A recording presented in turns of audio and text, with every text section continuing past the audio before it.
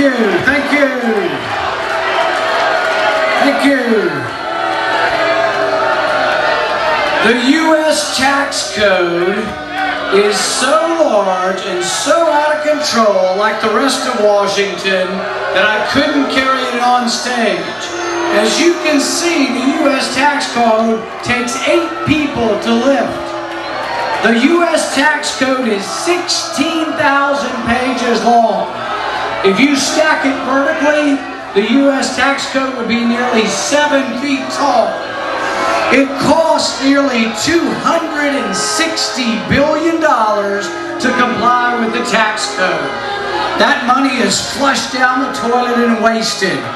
Wasted on tedious and complex forms.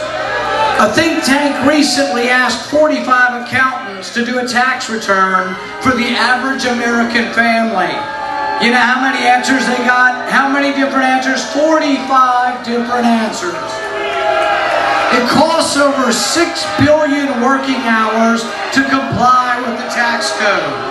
Washington is broken. Government needs reform from top to bottom.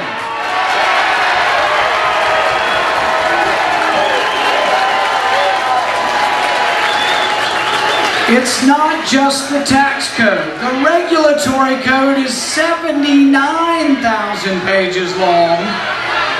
If we had it here today, it would stretch nearly 30 feet tall. We've added 10,000 regulations in the last decade. To comply with these regulations costs us over $1 trillion. Whenever a new crisis arises, our politicians call for more regulations. I say stop and ask, are we obeying the regulations we already have? President Obama. President Obama thinks, like Jack does, that we can borrow our way out of this recession. It won't happen.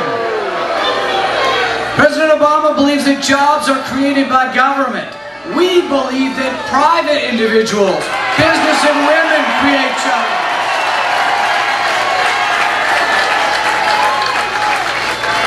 Nancy Pelosi.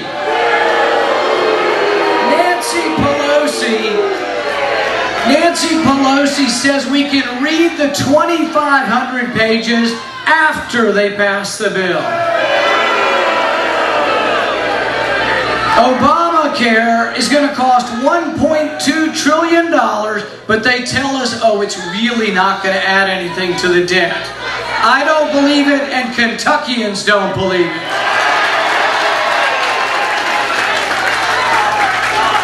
I say to Nancy Pelosi, come on down to Kentucky. Campaign with Jack. You can talk about cap and trade and Obamacare all you want. Good luck on that one, Jack.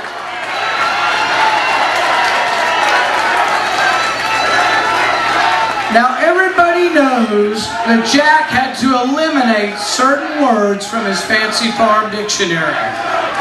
You know the 7 words that you can't say on television.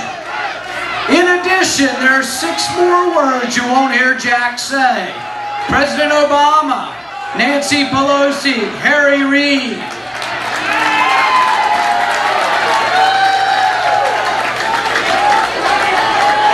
There are 3 more words you won't hear him say. Cap and trade.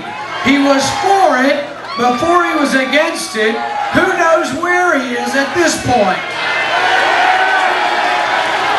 Working Kentuckians will not vote for a man who's going to double their electric bill.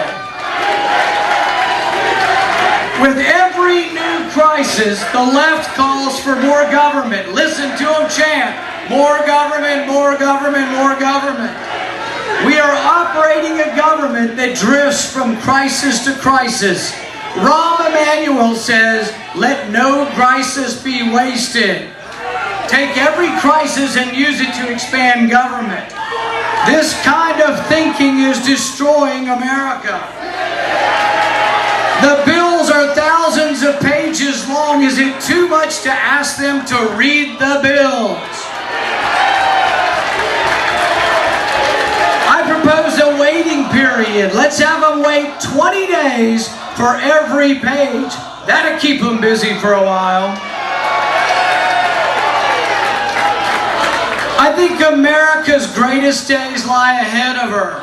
But only if we, the citizenry, the beleaguered taxpayer, the working backbone of America, join together to take this great country back.